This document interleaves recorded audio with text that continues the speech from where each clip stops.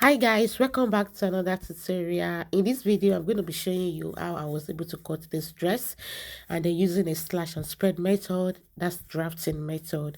You can as well use a freehand, which I'll show you in another video. So let's dive in. I have my pattern paper on the table. I've gone ahead to measure half of my shoulder to shoulder measurement, and that's the line you're seeing me roll. And then I'll use 1 inch for the shoulder slant. Yes, for this particular one I'm using 1 inch. And then for the neckline as well, I'll be using 3 for the width and 3 for the depth, although this is not needed for this style. It's just for us to get the slant, the shoulder slant there.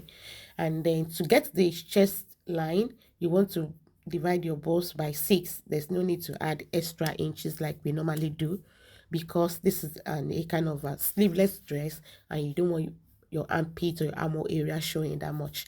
So I have 7 inches there. 42 divided by 6 gave me 7, and I'll mark it there. Then altogether to that particular line will give me 8 inches. Remember, it's from the shoulder slant. So from the start of the paper to that line is 8 inches altogether.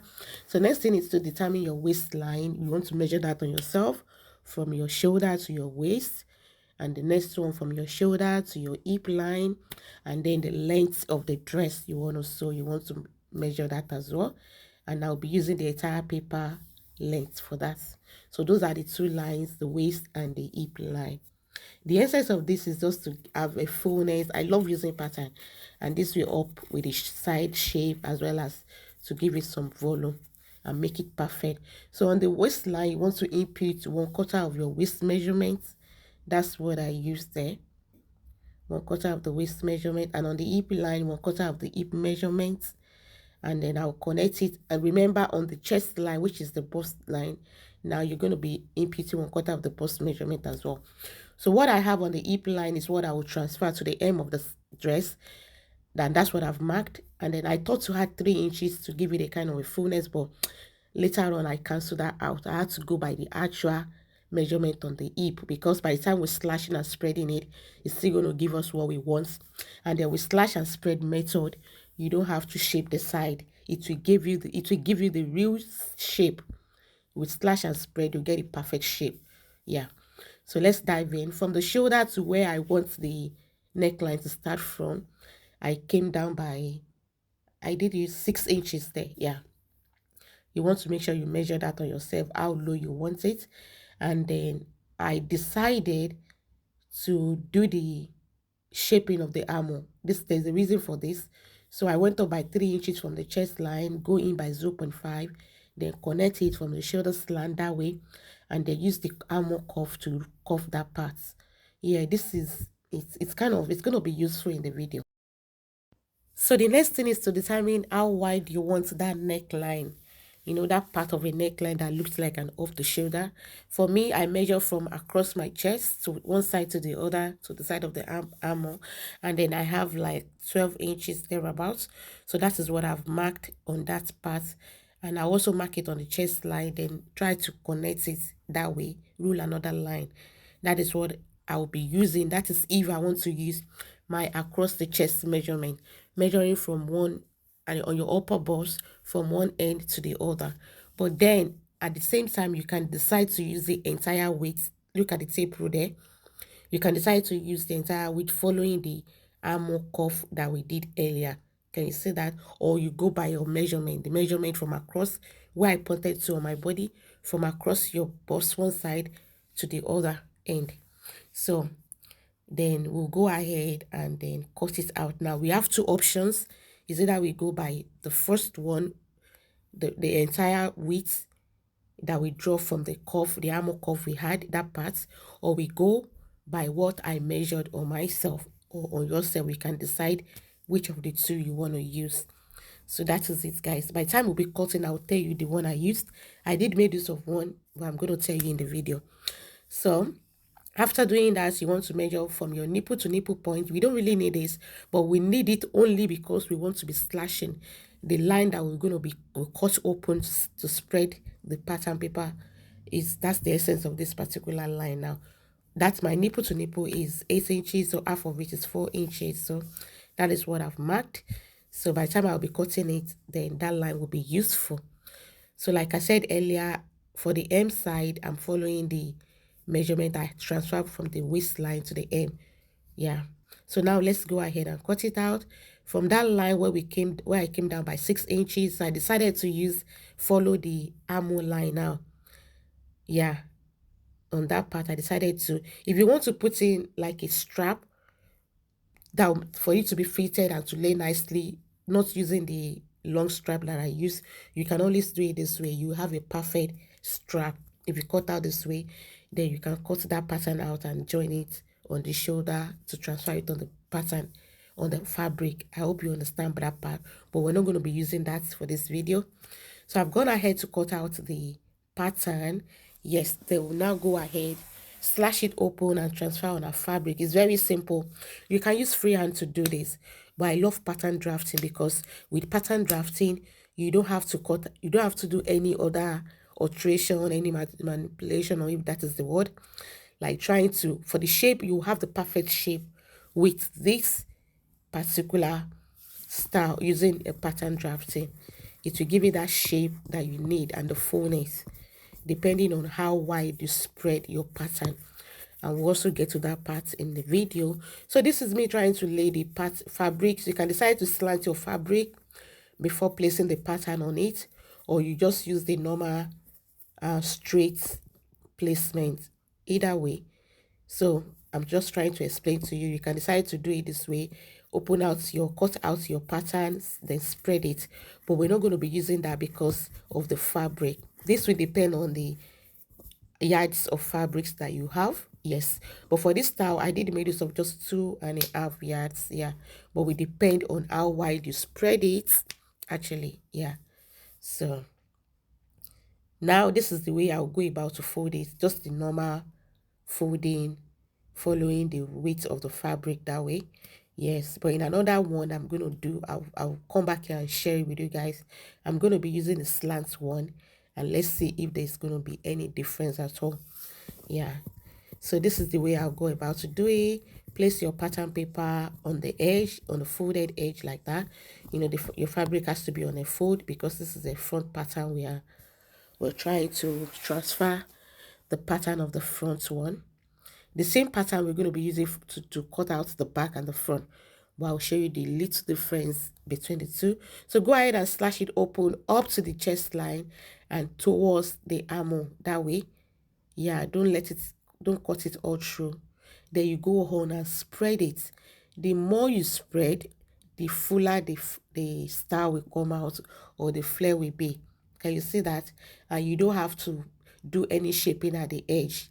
You know, normally if you use freehand, you need to go up at the sides maybe by 1 inch or 1.5 to give it a shape, a coffee shape. But for this, you don't need to. This is just perfect. The only difference between that and this is that when you spread out your pattern, just like you see it on the table, the part where you open it, I'm still going to get to that. You will need to replace the fullness. You know, this part that is cut open. I'm coming to that now. Yeah. So after spreading it out like that, you want to make sure the front side balanced with the side. This part where you see me put the tape, I've spread it by 2 inches. The 2 inches with which you spread the paper, you need to replace it on the front pattern, not the side one out. Because by the time you replace the 2 inches there, you just need to connect it to the pattern on that part. Can you see the way I'm doing it? Just connect it that way. You don't need to add the 2 inches to the side one, no. Only to the center front pattern. That part only. That's where you had 2 inches there. You just connect it with your armhole cuff or with your hand, and that is the way to go about it. If you have slashed or spread it by 3 inches, 4 inches, go ahead and add the inches to the side of this front pattern, the center front area. You don't need to add it to this side that I've just shown you. I hope you understand. That is just to make it balanced and equal, and that is just it. With this, you have a perfect shape at the side. You have the kind of fullness you want. Even for this particular dress that I made, it's not too full, right? Because I didn't really spread it that much. If I had spread it a lot, I would have enough, like a really full dress. And that will also depend on the yardage, like your fabrics, the amount of fabric you have, the yardage, yes, and the amount of fabric you want to use. So go ahead and add your sewing allowances on the side and at the top bit. Then go on and cut it out. And if you want to shape the new neckline now, you can as well make it a little bit curvy on that part. But for me, I decided to leave it straight. Sorry, my voice is not that bad because I've got cold. So that is it, guys. If you want to shape it on that part, you can as well shape it. But I'm not doing that in this video. So go ahead and cut it out, and that is just it. That's just the way to cut it. Yes, I would like to see your video. I would like to see the way you your outcome of your dresses. That is, if you decide to give this dress a trial, like give it a try it out using pattern drafting. Yes. So that is just it. And at the M2, at the end of the dress, you want to add your, if you want to add sewing allowance, go ahead and add it. And this is the pattern. This is the way it's looking. Can you see, guys? So that is it. So now to cut the back, all I need to do, because of the fabric, I really want to manage my fabric, and I don't want it to face up like this. If it's going to face up, that means I'll be wasting a lot of fabrics from the side that we've already cut out from. So I decided to place it on the other reverse side, like you see it, and then go ahead and spread it also on the new fabric. And then the next thing is for me to add my sewing allowance, zipper allowance at the center back. That's just the difference between the front and the back. Go on and add your zipper allowance. And that is it, guys. I'm going to go ahead now using the front to trace and to cut out the back. And that is just a simple way to go about to cut this beautiful flare. Some people call it A-line, but this is a flare dress. Yeah, to me, let me know in the comment section what you think. Is it a flare dress? Is it an A-line? But this is flare. Flare. How do you pronounce it? Yes, using pattern drafting to achieve fullness and a perfect cutting and shape without needing to adjust. Yeah. So go ahead and slash the center back open. And there's one more thing I'm going to be doing to make the center back to relax. For the fact that a dress is a flare dress does not mean it should just be without shape. Yes, at the back. So I'll go ahead now at the center back on the waistline. I mark 0.5 and then extend it to the hip line and then to the up to the neckline. Yeah, a little bit. But the main adjustment is on the waistline at the center back. Just mark 0.5 and then you connect it that way. Then trim it out. Yeah, extend it to the hip line and trim it out. Then you can do well before you cut out the side. You want to add a 0.5 back to on the waist side at the side. So that is just it. And this is me. I've gone ahead to cut my facing because I don't want to use cutting bias. I don't want sewing or stitching to show on any parts there. So I've gone ahead to cut my facing. And then this is me just trying to mark out the zipper allowance. So I'll go ahead and then join it to that point and then attach my zipper. So if you want to use cutting bias, you can do that. But for me, I'm using facing. So I've gone ahead to turn it. That's the front pattern. Turn the neckline that way. Then I top stitch towards the facing. And on the facing side, I'm going to be using Emmy stay to gum it down by the time I'm done. Yes. So this is the way I did turn the side, the armhole area. You want to turn the upper bit, the neckline, and the armhole area. The armhole area needs to be turned in. So all I did was to just place my facing that way and then stitch on the wrong side. Can you see that? Stitch on the wrong side on the 0.5. And that way I'm able to neatly sew the armhole area in. And if you want to use cutting bias, you can do that.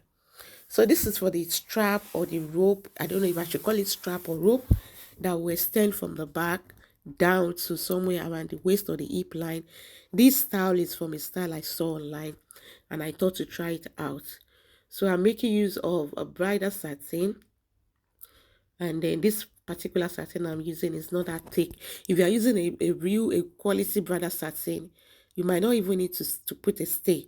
So what I measured was, because I came down by 6 inches from the shoulder, And then I did add 6 inches for the back, 6 inches for the front, right, guys? Then the amount which I wanted to drop down. So the entire thing I used there is like 26 to 27 inches. And then I did shape that part that would drop down. Can you see that? That's the way I went about to shape it. And the width I used for it is 3 inches. Yeah, I'll be sewing 0.5 on both sides and leaving just 2 inches for the width. And for the bow as well, you want to go ahead and measure how wide and how wide you want, how long and how wide you want your bow to be. You can make it a very big one, a bold one. Then go ahead and stitch it all the way around, leaving a small opening on the side, so that by the time you finish sewing it round, you can turn it with that. And that is it, guys. There's something I want to show you. For before I turn the neckline on the back, this is what I did. That is the bow. Like I said, it's very simple to make. Just after turning it in, and you try to stitch on the small gap or space you left open, that's the way to just go about to fold it. So now I want to show you something for the on the back one. Before turning the neckline with the facing, I decided to insert or to put in the strap. And for the strap, I've gone ahead to iron on the stay. It's not stay now, it's stay. It's an hard stay, which I didn't really like because my stay is finished. I run out of stay. But I would advise, if you want to put any stay, just put stay, not hard stay, because the outcome, I don't really like the stiffness of it, and it's not really making the plain material to come out really nice. So this is how I place the strap inside before turning it. Can you see that? You want to place it on 0.5, then turn it before you turn the neckline as well as the armor area. So I've done that. So before, this one is permanent for the back. For the front, there will be need for you to stitch it on the front side. But for the back, I inserted it inside that way and turn it.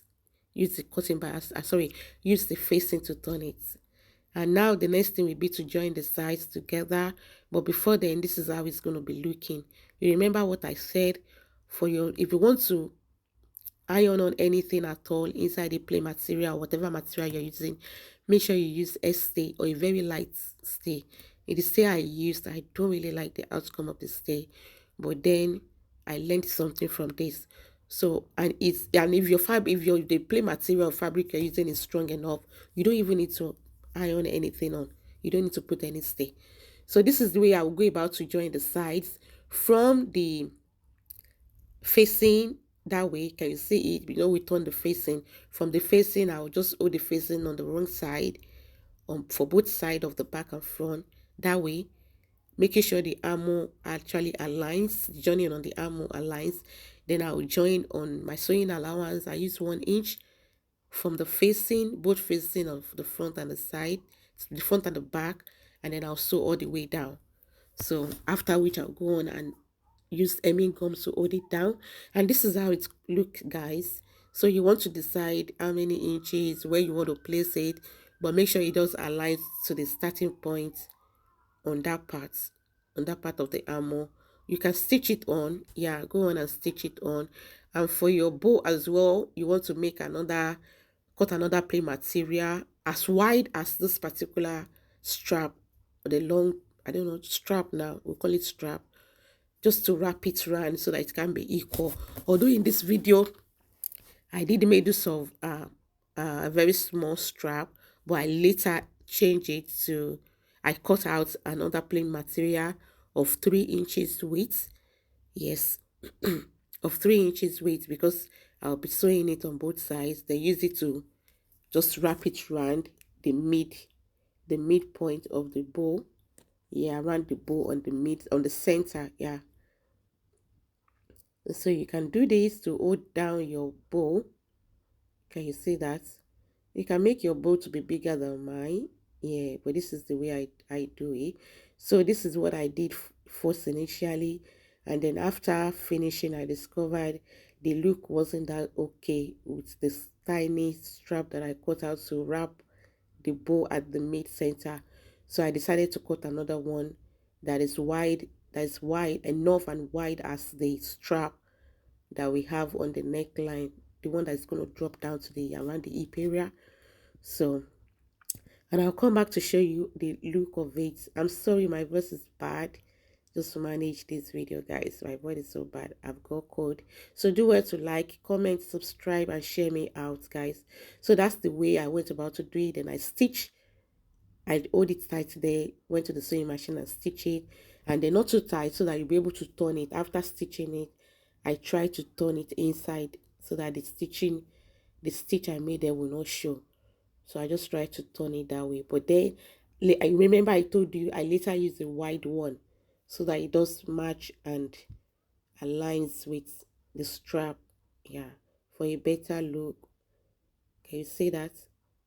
So that is just it, guys. Go ahead and stitch on that part to hold it down. So that is it, guys. So do what to like, comment, subscribe, and share me out. Thank you. See you in my next video. Bye.